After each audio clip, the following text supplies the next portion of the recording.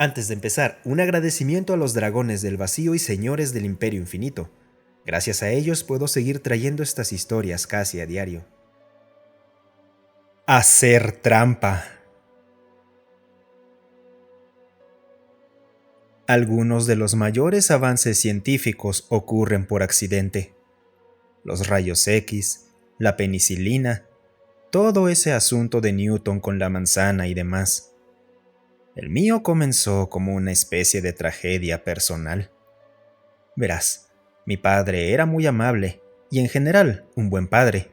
Era un reconocido ingeniero aeroespacial de The Boer Explorations, la empresa responsable de las primeras misiones tripuladas a las lunas de Júpiter.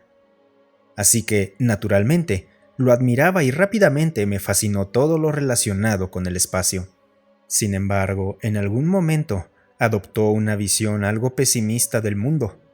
Cuando me dijo que nunca saldríamos de nuestro sistema solar, mi pequeña burbuja espacial estalló como el Challenger en 1986. Y siendo justos, tenía buenos argumentos. La mayoría de las cosas que implicaban distancias astronómicas simplemente no eran eficientes. Y aunque colonizamos grandes partes de nuestro sistema solar durante su vida, todo lo que iba más allá simplemente no parecía factible. Eventualmente, enterré mis ambiciones de seguir sus pasos y decidí estudiar en un campo más aterrizado, la ciencia de materiales.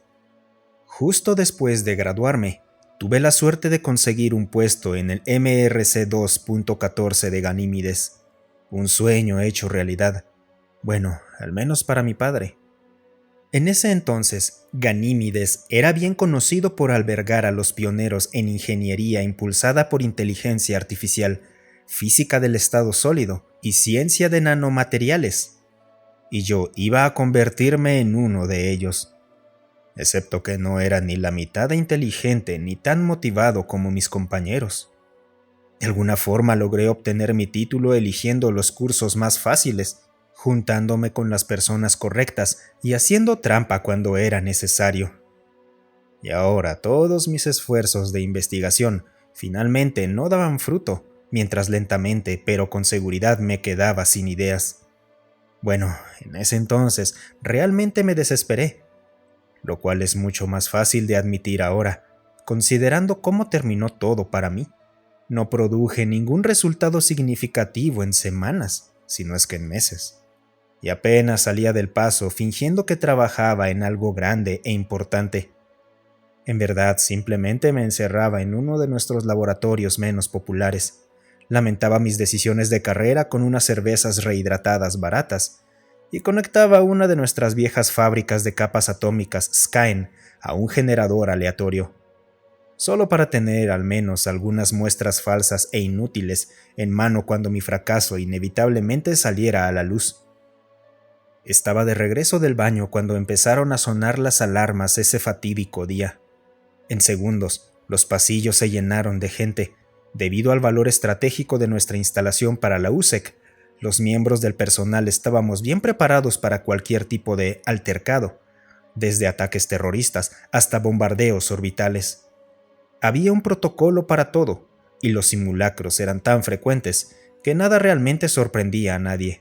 Yo, sin embargo, sí me sorprendí un poco cuando el personal de seguridad vino a sacarme del búnker y me arrestó por sabotaje y presunta traición. Irónicamente, estaba sentado en una celda de 5x5, contando las pecas en mi brazo, cuando hicieron los descubrimientos que me llevaron a recibir el premio Nobel apenas 2 años después. Viéndolo en retrospectiva, debí haberlo sospechado por la forma en que se disculparon cuando me guiaron desde mi celda hasta la sala de control de seguridad. Mi estatus acababa de actualizarse de traidor a tesoro nacional. El video de seguridad de mi laboratorio era tan extraño como fascinante. De un segundo a otro, y sin que las cámaras de seguridad detectaran ningún sonido, el pequeño cuarto, que apenas tenía más que un escritorio, algunos estantes y el viejo Scalf en el centro, se volvió completamente negro. Seguramente uno pensaría que fue un fallo de la cámara, hasta que unos segundos después la oscuridad comenzó a desvanecerse nuevamente. Una niebla ominosa descendía lentamente al fondo del cuarto, dejando su residuo negro en cada rincón y grieta del mobiliario y maquinaria. Los sensores de seguridad de la ventilación de aire confirmaron después lo que supe desde el momento en el que lo vi, lo que faltaba en la sala. Esa niebla negra alguna vez fue mi muestra, dividida en átomos individuales y dispersada uniformemente por todo el cuarto. Más importante aún, dispersada por una fuerza aún desconocida para la humanidad. Las siguientes semanas pasaron en un abrir y cerrar de ojos. Bajo vigilancia constante, logré extraer los últimos parámetros del viejo Scalf, cuidándome de no revelar que no fueron elegidos por mi intelecto superior, sino por una completa coincidencia. Un día después, el mismo esquema de configuración dañó una segunda unidad de Scalf del mismo modelo. 3 días después, me asignaron mi propio equipo de asistentes de investigación y me mudaron a un laboratorio nuevo de primer nivel en el MRC 4.1 de Ganímides, que al menos oficialmente todavía estaba en construcción. Pasaron otros 11 días y ya habíamos replicado el incidente en 2 docenas de diferentes tipos de fábricas de capas atómicas, cubriendo la mayoría de los laboratorios blancos y relucientes con una fina capa de polvo negro. Antes de darme cuenta, me convertí en director de investigación de toda una nueva rama de nuestra organización. En algún punto, alguien en una sala de juntas a varios cientos de miles de kilómetros de distancia empezó a llamar a nuestro descubrimiento la muestra Zimmermann. Suena mejor en una diapositiva de presentación que muestra aleatoria 1452b, supongo.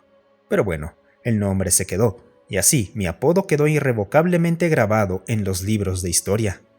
Con el tiempo, mi equipo identificó el umbral exacto en el que la muestra explotaría hasta un solo átomo. No importaba cómo alcanzáramos ese estado, los resultados siempre eran los mismos. Como si existiera algún principio fundamental del universo que nos prohibiera crear justo esa formación particular de átomos. Bueno, en realidad no era solo esa, como se descubrió después. Con el paso del tiempo, las ciencias humanas encontraron más y más límites que no deberían existir, la mayoría de ellos mucho más sutiles de lo que presenciamos en Ganímides. Encontramos desplazamientos en redes cristalinas, tan minúsculos como inexplicables, algoritmos que corrompen de forma confiable los sistemas de archivos al compilar, ese enlace de carbono y carbono que simplemente no se forma, sin importar qué tan favorables sean las condiciones. Ángulos bloqueados entre ciertas moléculas que ni nuestras simulaciones más detalladas podían reproducir. Pequeñas desviaciones en interacciones de partículas que desafían todo lo que creíamos saber sobre la conservación de la energía y el momento. La lista se hacía más larga con cada año que pasaba. Por supuesto, siendo humanos, lo convertimos en un deporte. En las décadas siguientes al descubrimiento en Ganímides, cazar esos bordes, como empezamos a llamarlos, se convirtió en la cima de cada disciplina científica. Encontrar un nuevo borde era una forma segura de obtener un premio Nobel. Sin embargo, descubrir una nueva categoría de bordes era el verdadero premio mayor, asegurando cantidades inimaginables de publicidad y fama personal, además de fondos de investigación de por vida y estudiantes de posgrado a montones. Sin embargo, el furor no duró para siempre. Aunque es ciertamente curiosa, la caza de estos bordes rara vez arrojaba resultados que fueran productivos de alguna manera.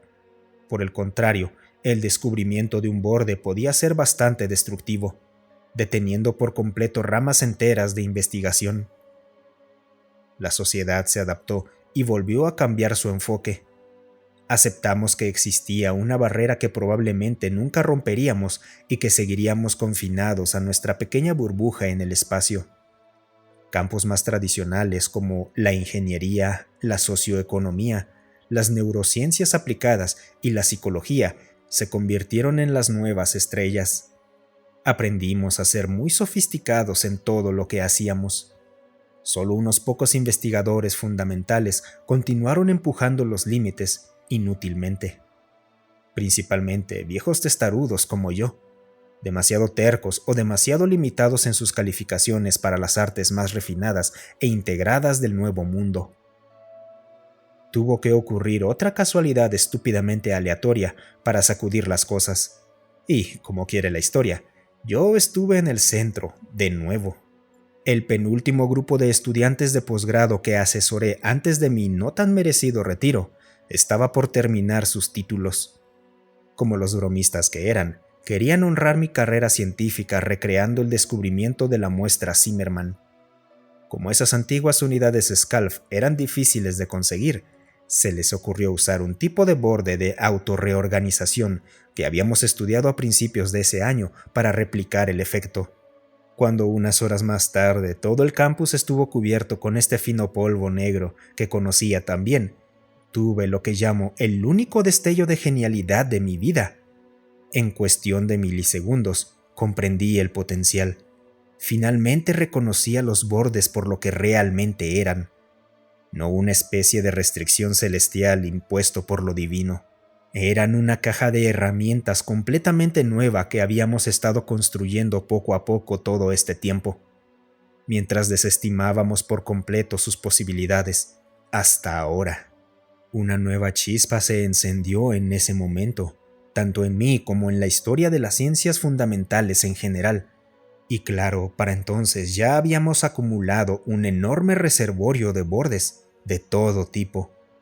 Dentro de ese conjunto encontramos algunos que parecían compatibles, hechos el uno para el otro, y nos quedamos sin aliento ante las posibilidades que ahora se desplegaban ante nosotros. La reorganización y el rediseño de las ciencias tomaron un ritmo increíble. Décadas de esfuerzos de investigación, aparentemente desperdiciados, finalmente dieron frutos de golpe. Y los avances científicos surgían por donde quiera que fuéramos. Arreglos ingeniosos de bordes del tipo de inestabilidad permitieron cosechar cantidades aparentemente ilimitadas de energía para nuestros motores, de una fuerza universal aún desconocida que los impulsaba, aleaciones prohibitivas producidas en masa. Estas ofrecieron nuevas formas de blindaje para nuestras naves y estaciones espaciales, que eran varios órdenes de magnitud más resistentes que todo lo que habíamos construido antes. Combinaciones creativas de bordes del tipo de compatibilidad impulsaron las ciencias médicas y la bioingeniería por décadas en cuestión de días, preparando nuestros frágiles cuerpos para viajes prolongados en el espacio. Cada descubrimiento permitía a nuestra ya refinada maquinaria convencional superar sus límites innatos. Y antes de que nos diéramos cuenta, la humanidad había entrado en una nueva era dorada de la tecnología, y ya nada parecía fuera de nuestro alcance, ni siquiera las estrellas. Es gracioso, en retrospectiva, así como engañé a todos haciéndoles creer que era un genio cuando en realidad era un simple script aleatorio que hizo todo el trabajo. También me engañé un poco a mí mismo para convertirme en el pionero de los viajes espaciales que el joven que fui alguna vez soñó ser. Y con eso, nosotros, como humanidad, engañamos al universo para que nos concediera acceso a lo que tanto se esforzó en negarnos. Algo o alguien impuso sobre nosotros un conjunto de reglas y excepciones que tal vez nunca lleguemos a comprender del todo, arbitrarias, debilitantes y crueles, pero nos negamos a obedecerlas. Supongo que a veces vale la pena hacer trampa. Muchas gracias por escucharme. Si te gustó el video, considera darle un me gusta y dejar un comentario para alimentar al algoritmo.